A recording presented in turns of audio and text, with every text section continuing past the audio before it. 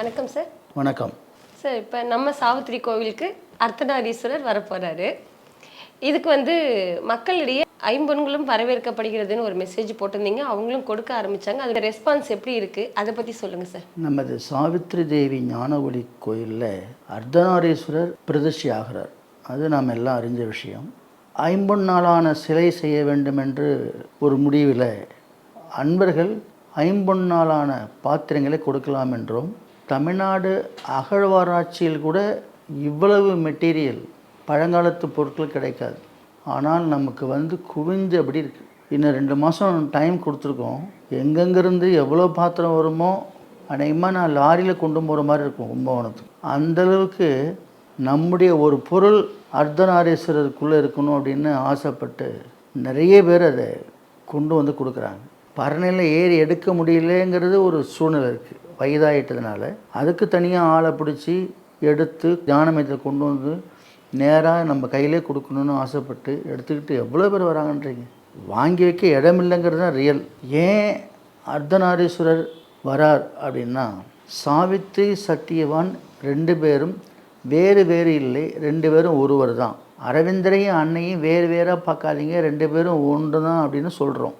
அப்போது அர்த்தநாரீஸ்வரர் சிவனும் பார்வதியும் வேறு வேறு இல்லைங்கிறது தான் அர்த்தநாரீஸ்வரர். இப்போது சத்தியவான் சாவித்திரியினுடைய மறு அம்சம்தான் அர்த்தநாரீஸ்வரர். இப்போ அர்த்தநாரீஸ்வரர் நம்ம கோயிலுக்குள்ளே வரும்பொழுது நம்முடைய கைங்கரியத்தாலான ஐம்பொன்களால் உருவாகித்தான் வருகிறார். அது பெரிய பாக்கியம் இல்லையா? அதாவது ஆன்மாவினுடைய கலப்பு அப்படிங்கிற ஒரு வார்த்தையை நீங்கள் மைண்டில் வச்சுக்கலாம். சத்தியவான் சாவித்திரியுடைய ஆன்மாவோட கலப்பினால் தானே அந்த காதல் வெற்றி அடைஞ்சது. அப்போது ஆணும் அல்ல பெண்ணும் அல்ல என்ற சாவித்திரியினுடைய ஆன்ம கலப்பு போல சிவனும் பார்வதியினுடைய ஆன்ம கலப்பை உதாரணமாக கொண்டு நாம் இதை நிரூபிக்கிறோம். சாவித்திரி தனக்குள்ளே தன் ஆன்மாவில் அந்த உள்ளே இருக்கிற பராசக்தி தரிசிக்கிறதுக்கு போகிறாங்க. அங்கே என்ன நடந்தது? கண்ணனை பார்க்குறாங்க, ராதையை பார்க்குறாங்க, காளியை பார்க்குறாங்க, ருத்ரனை பார்க்குறாங்க, பிரம்மனையும் பார்த்தாங்க, சரஸ்வதியும் பார்த்தாங்க, சிவனையும் பார்த்தாங்க, சக்தியையும் பார்த்தாங்க, அழகின் தேவதையும் அங்கே பார்த்தாங்கன்னு சாவித்திரியில் பகவான் குறிப்பிடுகிறார். 525ஆம் பக்கத்தில் நீங்கள் சில வரிகளை படித்து பார்த்தீங்கன்னா இந்த மீனிங் புரியும். The adorer and adored, self lost and one. அடுத்து in the last chamber on a golden seat அப்படின்னு முடிச்சிருப்பார்.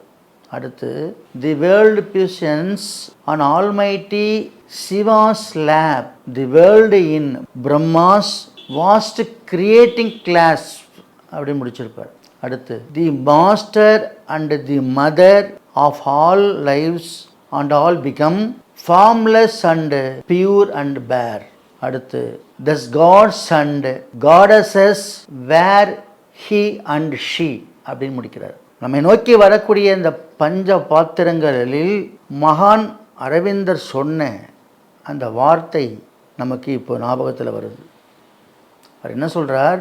Matter have spirit, find spirit in matter by your eye. அவர் சொன்னது 100% பளிச்செடுத்து. என்ன சொல்கிறார்? எல்லா பாத்திரங்களிலும் ஆண் பெண் சக்தியை குறிக்கக்கூடிய அர்த்தநாரீஸ்வரர் தெரிகிறார். எல்லாரும் கொடுக்குறாங்க பொருள், அந்த பொருளுக்குள் ஸ்பிரிட்டை பாருன்னார். பார்த்தாச்சு. எப்படி பார்த்தாச்சு? கொண்டு கொடுக்குற பொருள்களையெல்லாம் வாங்கும் பொழுது பார்க்கும் பொழுது அவர்கள் கொடுப்பது ஐம்பொன் சிலைக்கு, நாம் வாங்கும்போது ஐம்பொன் சிலைக்கு. இந்த சிலையினுடைய அந்த தாட் அந்த பாத்திரங்களுக்குள் தெரிகிறது, பார்க்க முடிகிறது. அப்படி பார்க்க சொல்லுகிறார். உண்மையிலே தெரிகிறதுங்கிறது தான் இந்த செய்தி. ஒரு ஸ்பிரிட்டாக பார்க்க சொல்கிறார். பார்ப்பவையெல்லாம் வாசுதேவனாக தெரிஞ்சதுன்னார் இல்லையா அலிப்பூர் சிறையிலேருந்து வெளியே வந்த பிறகு. அது மாதிரி வருகிற பொருளெல்லாம் அர்த்தநாரீஸ்வராகவே தெரிகிறது. இதைத்தான் நமக்கு பகவான் சாவித்திரி சொல்கிறார். அர்த்தநாரீஸ்வரர் வந்துட்டாங்கன்னா சத்தியவான சாவித்திரி ஒன்றா எப்படி இருக்கிறாங்கன்னு பார்த்துடலாம். அதுக்கான நாட்கள் வேகமாக வந்துட்டுருக்கு. தயாராக இருங்க. சிவன் வேறு இல்லை, சக்தி வேறு இல்லை, அவங்க 2 பேரும் சேர்ந்தது தான் அர்த்தநாரீஸ்வரர். அதுக்கு உதாரணமாக தான் நம்ம அன்னை வேறு இல்லை, பகவான் வேறு இல்லைன்னு எடுத்து காட்டினீங்க. அதே போல் சத்தியவான் வேறு இல்லை, சாவித்திரி வேறு இல்லை, 2 ஆன்மாக்களும் ஒரே ஆன்மாக்கள் தான். இதை குறிப்பிட தான் நம்ம சாவித்திரி கோவிலுக்கு அர்த்தநாரீஸ்வரரே வராரு அப்படின்ற ஒரு எடுத்துக்காட்டு அழகாக சொல்லி புரிய வச்சிங்க. மேலும் மக்கள் சார்பாக எங்களுக்கு எல்லாருக்குமே இவ்வளோ பெரிய வாய்ப்பு அளித்த உங்களுக்கு மிகப்பெரிய நன்றி கடன் பட்டிருக்கோம் சார். ஏன்னா எங்களுக்கும் எப்பயோ எடுத்து வச்ச பாத்திரங்கள் பல ஆண்டுகள் கடந்துனுக்கலாம். ஆனால் அந்த பாத்திரங்கள் மூலிமா இன்னைக்கு ஒரு தெய்வத்தை உருவாக்கக்கூடிய பாக்கியத்தை இந்த அனைத்து மக்களுக்கும் ஒரு வாய்ப்பை கொடுத்தீங்க சார். இந்த வாய்ப்புக்கெல்லாம் என்ன தவம் செஞ்சுன்னு தெரியல. இதெல்லாம் இன்னைக்கு நீங்கள் இருந்ததுனால எங்களுக்கு இது இவ்வளோ சாத்தியமாக இருக்குது. உங்களை எங்களுக்கு கொடுத்த அன்னைக்கும் பகவானுக்கும் நன்றி சொல்லி உங்களுக்கும் நாங்கள் நன்றி சொல்ல கடமைப்பட்டுக்கிறோம் சார். சார் அடுத்ததாக சமீப காலமாக பார்த்தீங்கன்னா இந்த ஆயில் குறைஞ்சிட்டு வர விஷயம் வந்து நிறைய நம்ம பார்க்குறோம். குழந்தைங்கள்லேருந்து நடுத்தர வயதுலேருந்து எல்லாருக்குமே டக்குன்னு அந்த ஆயில் குறைப்புன்றது சட்டுன்னு நடக்குது. அது எதனால்? பெரிய நடிகர்கள் திடீர்னு இறந்தால் காட்டு தீமையில் பரவுது. எல்லாரும் அதை பற்றி பேசுகிறோம், அப்புறம் மறந்துடுறோம்.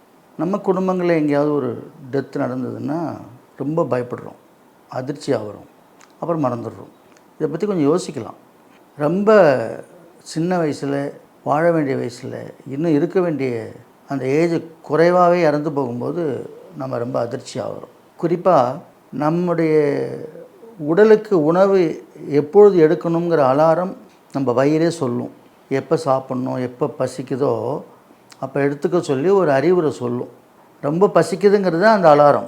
நாம் சவுத்தில் பார்க்குற வால் கிளாக்கை பார்த்துட்டு டைம் ஆச்சுன்னு நம்ம அதை பார்த்து சாப்பிட்டு ஓடின்ட்டுருக்கோம்.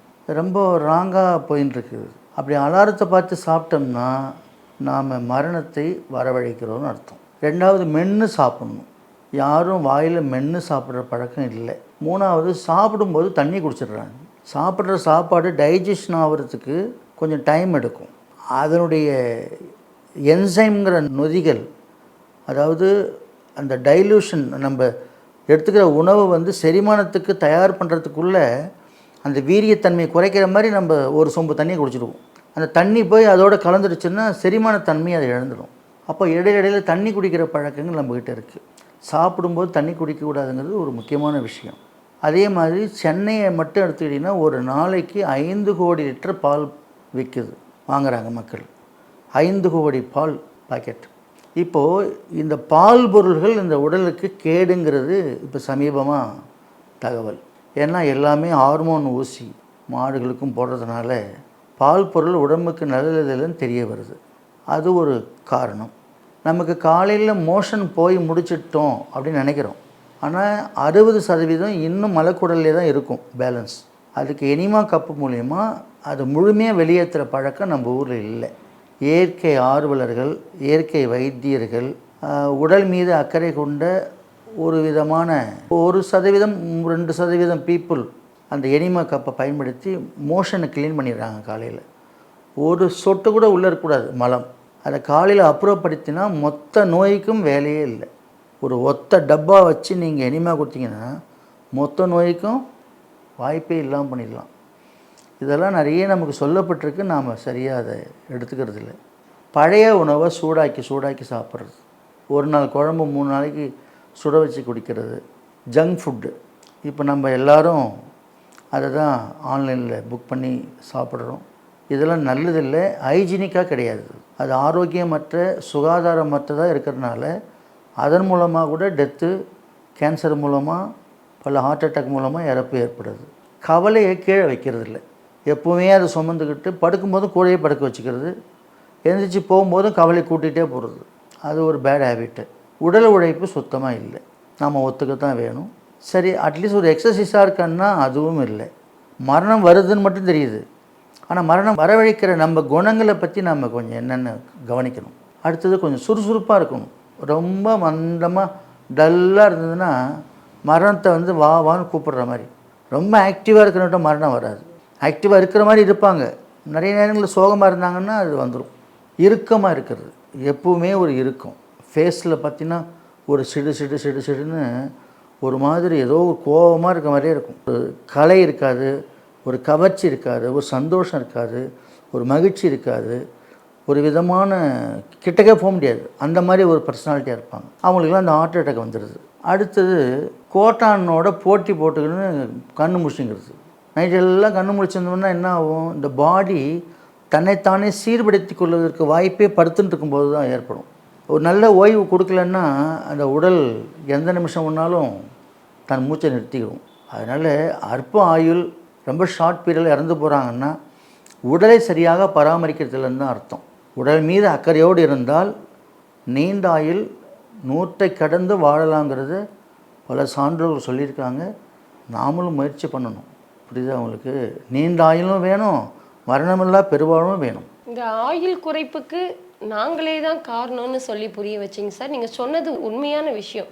ஏன்னா இந்த காலகட்டத்தில் நாங்கள் எல்லாருமே நடந்துக்கிற நடவடிக்கை, மக்களுடைய ஆக்டிவிட்டீஸ் எல்லாம் பார்த்திங்கன்னா அப்படி தான் இருக்குது. இதனால தான் இந்த ஆயுள் குறைப்பு வந்து இப்போல்லாம் அடிக்கடி அதிகமாக நம்ம பார்க்க நேரிடுது. ஸோ நம்ம உடம்பு மேலே நாம் கவனமாக இருந்தால் மட்டும்தான் இந்த ஆயுள் குறைப்புலேருந்து நாங்கள் தப்பிக்க முடியுன்றதை எங்களுக்கு பாயிண்ட் போட்டு சொல்லி புரிய வச்சிங்க. ரொம்ப நன்றிங்க சார். அடுத்ததாக இந்த வார பேராமூர் பற்றி சொல்லுங்கள் சார். பானுதாசருக்கும் பாண்டுரங்கனுக்கும் உள்ள பேராமூர். ரொம்ப நாளுக்கு பிறகு நம்ம பாண்டுரங்கர் வந்துட்டார்.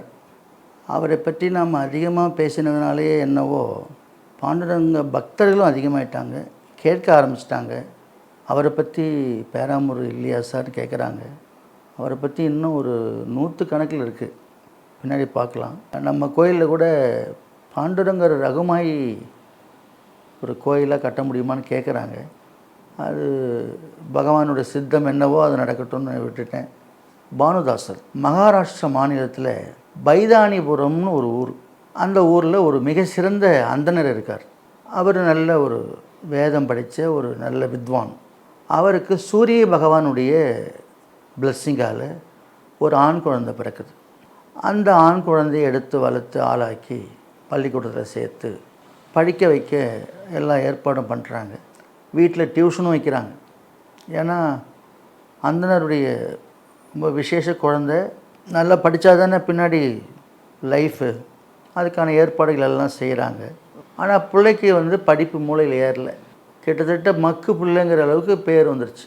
இப்போது பேரண்ட்ஸுக்கு என்ன ஆகும், மக்கு பிள்ளை திட்ட தான் செய்வாங்க. திட்ட ஆரம்பித்தோடனே குழந்தை கோச்சிக்கிட்டு வீட்டை விட்டு கிளம்பி போயிடுச்சு. நேராக போச்சு, ஒரு காட்டுக்குள்ளே போய் சேர்ந்து போச்சு. அந்த காட்டில் ஒரு சூரியன் கோயில் ஒன்று இருந்தது. கொஞ்சம் பாழடைஞ்ச கோயில் தான். அங்கே நேராக போய் சூரிய பகவான் காலை பிடிச்சிக்கிட்டு அப்படியே அழுதுனே தூங்கினவர் தூங்கிட்டார். யார்? குழந்தை. அது அந்த குழந்தைக்கு பயம் இல்லை, வெறுமையான மனம், மைண்டில் ஒன்றுமே எண்ணமே இல்லை, ரொம்ப அமைதி. அந்த இடமே அமைதியாக இருக்குது. ஒரு தாகம் கொண்ட ஆன்மா. அந்த ஆன்மா ஒரு தேடுதலோடு வந்திருக்கு. இப்போது அந்த இடத்துக்கு நல்ல தூக்கம், பசி மறந்த நிலையில் சூரிய பகவான் பாதத்தில் கிடக்கு அந்த குழந்தை. நல்ல நடுநிசி, வாலிப பருவம் வேறு. சூரிய பகவான் அவனோட ஆன்மாவில் புகுந்து ஒளியாக பேசுகிறார். மகனே பானுதாசா, உனக்கு நானே குருவாக இருந்து சொல்லித்தரேங்கிறார். குழந்தைக்கு ரொம்ப சந்தோஷம். நம்ம தலையில் அறிவு ஏறலன்னு திட்டினாங்க, கோச்சின்னு வந்துட்டோம். சூரிய பகவானே நமக்கு குருவாக இருக்கிறான்னா இதை விட என்ன பாக்கியம். அந்த குழந்தை ரொம்ப சந்தோஷப்பட்டது. ஒரு பொற்கிணத்தில், தங்க கிணத்தில் அமிர்தத்தை கொடுத்தார்.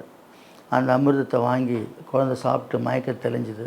அந்த குழந்தை கேட்குது, சூரிய பகவானே, நீங்கள் எனக்கு குருவாக இருந்து வழிநடத்துவதை நான் ஏற்றுக்கொண்டாலும் எதை கற்றால் இந்த பிரபஞ்சமே வந்து என்னிடம் அடையுமோ, எதை உண்டால் உடல் பசி, மனப்பசி, அறிவு பசி, ஆன்ம பசி இதையெல்லாம் செய்துவிட முடியுமோ அது போன்ற ஒரு ஆசீர்வாதம் கொடுக்கக்கூடிய ஒரு ஞானத்தை ஊட்டுவீராகன்னு கேட்குறது பானுதாசர்.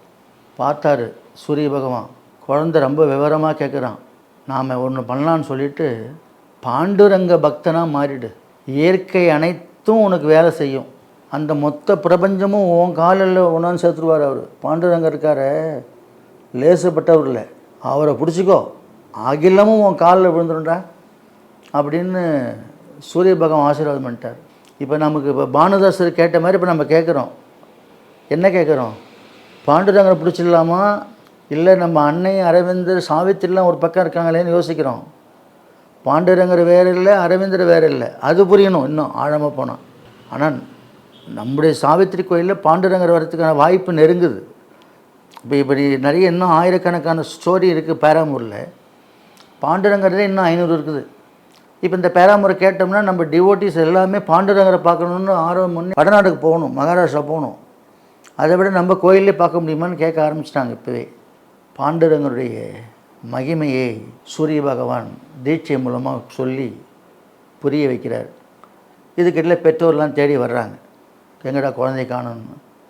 தேடி வந்தால் எங்கேயும் கிடைக்காம ரொம்ப அழுத்து போய் அவர் சூரியன் கோயிலே கதின்னு ஆயிட்டார்.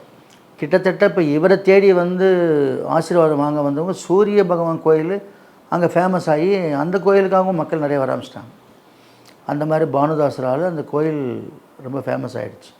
மக்களும் நிறைய வர போக ஆரம்பித்த உடனே இவரை அடையாளம் கண்ட ஒருத்தர் பானுதாசர் இங்கே தான் இருக்கான்னு சொல்லி போய் அவங்க அப்பா அம்மாட்ட சொன்ன உடனே அவங்க எல்லாம் வந்துட்டாங்க. வந்து கூட்டிமா வராங்க. பானுதாசன் கிளம்பிட்டார். சரி நான் வரேன், அப்பா அம்மா கூடன்னு வரேன். ஆனால் ஒரு கண்டிஷன், நான் அவரை பற்றிய பஜனை, அவரை பற்றிய துதியெல்லாம் பாடும்போது எனக்கு எந்த இடைஞ்சலும் இருக்கக்கூடாது. என்னுடைய தினசரி அந்த சடங்கை நான் செய்கிறதுக்கு நீங்கள் அனுமதிக்கணும்னு அவங்க அப்பா அம்மாட்ட ஒரு உத்தரவாதம் கேட்டுக்கிறாரு. சரி கண்ணா அப்படியே ஆகட்டும்னு சொல்லி அவங்க கூட்டின்னு போகிறாங்க. இப்போது பானுதாசர் அவங்க அப்பா அம்மாவோட மகாராஷ்டிராவில் வைதானிபுரத்தில் போய் தங்கியிருந்து ஞான குளியல் குளிக்கிறார். ஞான குளியல்னால் பாண்டுரங்கனை பற்றிய பல விஷயங்கள்லாம் சூரிய பகவான்கிட்டருந்து அந்த கிடைக்குது. நிறைய அவரை பற்றி தெரிஞ்சுக்க பாண்டுரங்கன் மகிமையினால் பானுதாசர் ஒரு ஞான குளியலால் அப்படியே நிரம்பி வழிகிறார். அதிதீவிர பக்தனாக மாறுறார். இப்போ எனக்கு உடம்புலாம் சிலுக்குது.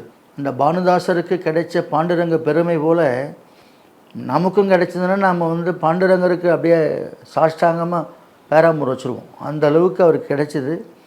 பானுதாசருக்கு கிடைச்ச அந்த பாண்டுரங்க பக்தியினால் அவர் தினமும் அனுபவித்து சுகப்பட்டு குறைந்த அந்த ஞான குளியலால் காலம் கணிகிறது. மீதி அடுத்த வாரம் தொடர்கிறது. நம்ம சமர்த்த ராமதாசர் மாதிரியே பானுதாசருடைய பேரம்புரம் கிட்டத்தட்ட ஒரு இன்னும் 3-4 வாரங்கள் தொடரும்னு நான் நினைக்கிறேன் சார். ஆனால் எவ்வளவோ பேரம்பூர் நம்ம பார்த்துட்டு வரோம். இதில் நம்ம மிக நிறைய பேசுகிற ஒரு விஷயம் என்னன்னு பார்த்தீங்கன்னா பாண்டுரங்கர் தான். பாண்டுரங்கர் மீது இருக்கக்கூடிய அந்த அதீத பக்தி, அந்த பேரம்பூர் யார் யாரெல்லாம் அவர் மேல் வைத்தாங்க, அவங்களுக்கு எப்படியெல்லாம் பாண்டுரங்கன் வந்து அருள் கொடுத்தாரு அப்படின்றத பற்றி சொல்லி இப்போ எங்கள் வாழ்க்கையிலையும் நீங்கள் சொன்ன மாதிரி பாண்டுரங்கனை கெட்டியாக பிடிச்சிக்கலாமான்னு தான் தோணுது. ஆனால் நீங்கள் சொல்கிறேன், ஏன்னா அரவிந்தர் வேலை இல்லை, பாண்டுரங்கன் வேலை இல்லை, அதிகம் நான் இன்னொரு நாளைக்கு ஆழமாக சொல்கிறேன் அப்படின்னு சொன்னீங்க. எங்களுக்கு எப்படி இருந்தாலும் அன்னையும் பகவானும் எங்களை சரியான வழியில் தான் நடத்திட்டு போகிறாங்க. இந்த பேரமுறைலாம் கேட்டு எங்கள் வாழ்க்கையில் மாற்றங்களை எங்களுக்கு கொடுத்துட்டு வரீங்க. இதுதான் எங்களை இன்னும் அதீத பக்தியை கொண்டு போய் வைக்கிதுங்க சார். இல்லைன்னா இதெல்லாம் கேட்காம இருந்தால் நாங்கள் நார்மலான மக்களாக அப்படியே இருந்துருவோம். இதை கேட்டதுனால தான் இறைவன் மீது நம்பிக்கையே வருது. அந்த நம்பிக்கையை கொடுக்கறது தான் இவங்களுடைய பேராம்பூர். அற்புதம் சார், ரொம்ப நன்றிங்க சார். நம்ம அன்னையினுடைய இந்த பிரதான கொள்கைகள் இருக்குது இல்லைங்க சார், அதில் வந்து பார்த்திங்கன்னா ஒவ்வொரு விஷயமும் ஒவ்வொரு குணங்களும் ஒவ்வொரு செயலை குறிக்கும் அப்படின்ற மாதிரி சொல்லுவீங்க. என்னென்ன குணங்களுக்கு என்னென்ன பலன்கள் அப்படின்னு அதை பற்றி சொல்லுங்கள் சார். ஒருத்தரை காரணமே இல்லாமல் புண்படுத்தினீங்கன்னு வச்சுக்கோங்க, காரணமே இல்லாமல் அவமானப்பட வேண்டியிருக்கும். தெரிஞ்சோ தெரியாமலோ நாம் துரோகம் செஞ்சிட்டோம்னா நம்மக்கிட்ட இருக்கிற பதவி போயிடும், சொத்து போயிடும், உயிரும் போயிடும். பழி வாங்குகிற எண்ணம் எல்லாருக்குமே உண்டு. பழி வாங்கிடுறவங்க உண்டு, வாங்கணும்னு நினைக்கிறவங்க உண்டு, நேரம் கிடைக்கலன்னு வெயிட் பண்ணுறவங்க உண்டு. ஆக மொத்தம் அந்த எண்ணம் பல பேருக்கு உள்ளுக்குள்ளே அப்படியே எரிஞ்சின்னு இருக்கும். அப்படி இருந்ததுன்னா நல்ல வாய்ப்புகள்லாம் கிடைக்காமே போயிடும். வேலை கிடைக்காது, கல்யாணம் ஆகாது, வர வேண்டிய பணம் வராது. இந்த வாய்ப்புகள்லாம் தேடி வராமல் தடுக்கிறது நமக்குள்ளே அந்த பழி வாங்குகிற எண்ணம் இருந்ததுன்னா அது வராது. நாம் நிறைய ட்ரை பண்ணுறோம், முயற்சி பண்ணுறோம், கிடைக்கல, வரல, போகலன்னா எப்படி வரும்னா இந்த ப்ராப்ளம் இருக்குது. இதை கண்டுபிடிச்சி ரிமூவ் பண்ணணும்னு சொல்லுவாங்க மதர்.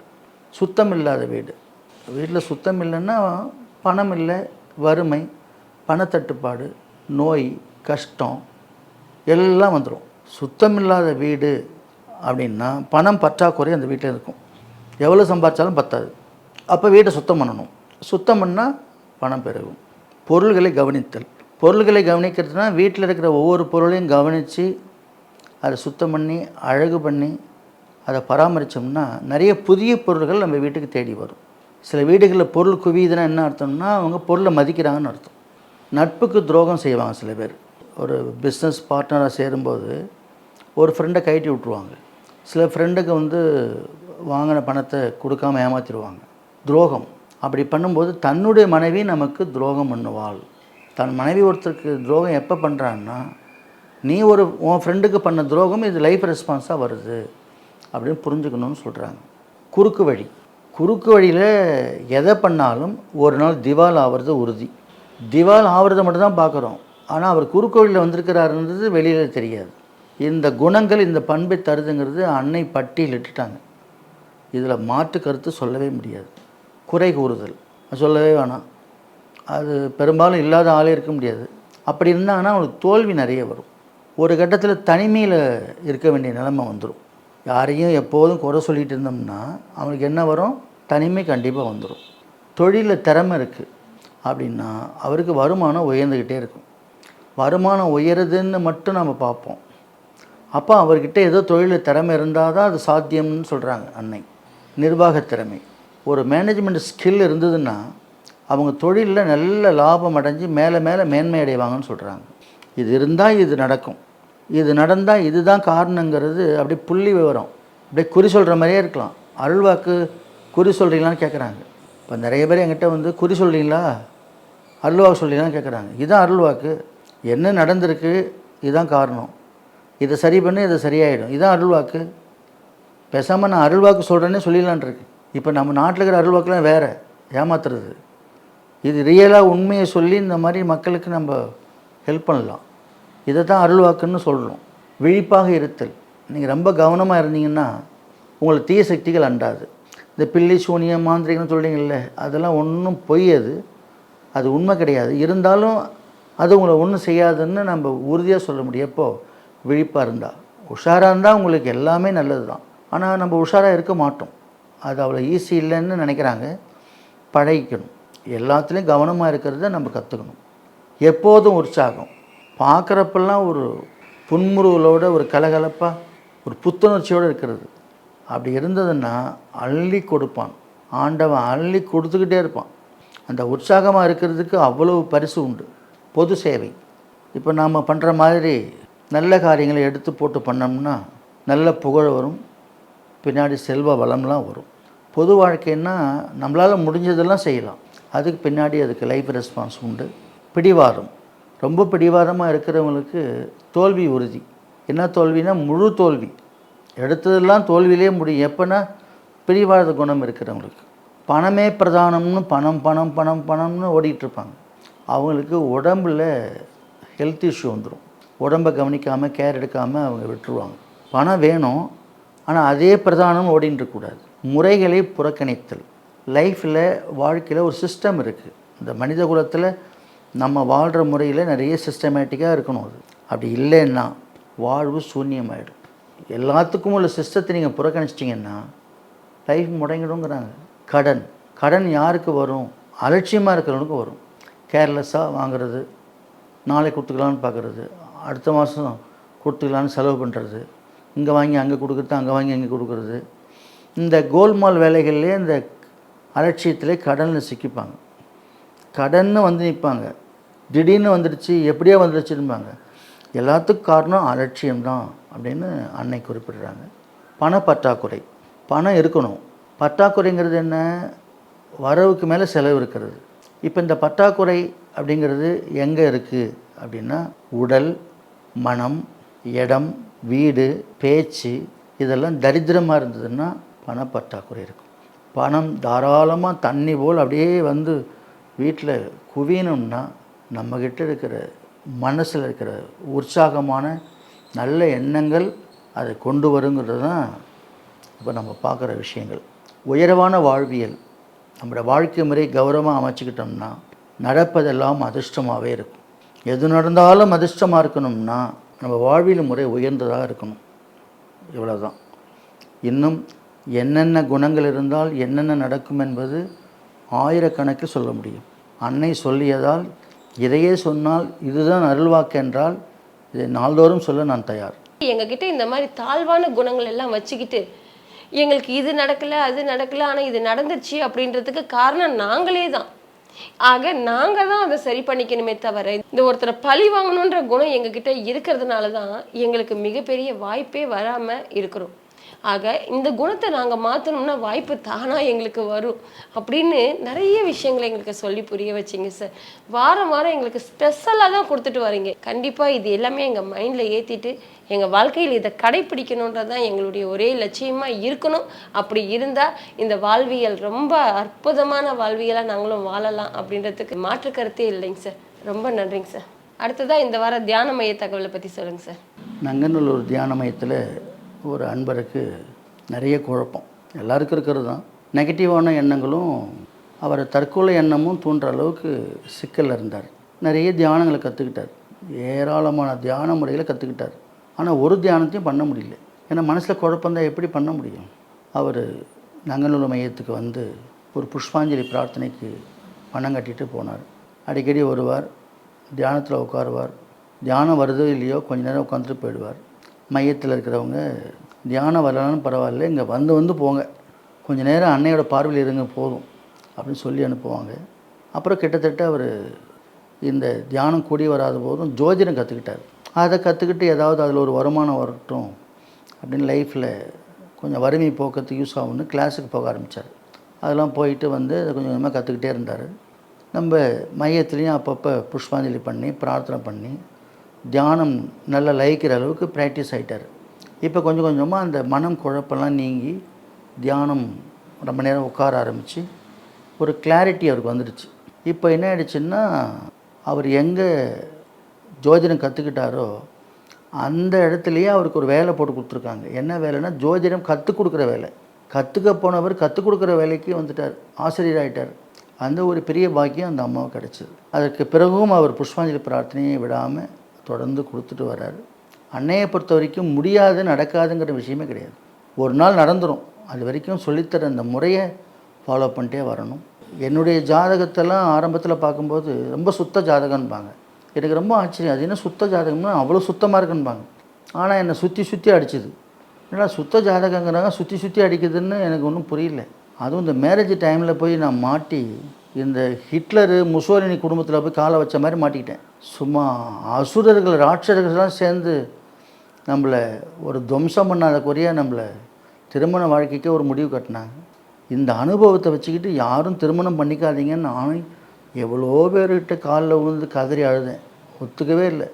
நாங்கள் திருமணம் பண்ணி தான் ஆவோம், நாங்கள் கஷ்டப்பட்டு தான் ஆவோம், நாங்கள் எங்களுக்கு விதித்த விதி, நாங்கள் அந்த விதியை அனுபவிக்காமல் விட மாட்டோம், நாங்கள் கோர்ட்டில் போய் டைவர்ஸ் வாங்காமல் விட மாட்டோம் அப்படின்னு அடம் பிடிச்சி எல்லோரும் பண்ணிக்கிட்டு இப்போ எல்லோரும் அவசரப்பட்டுருக்காங்க.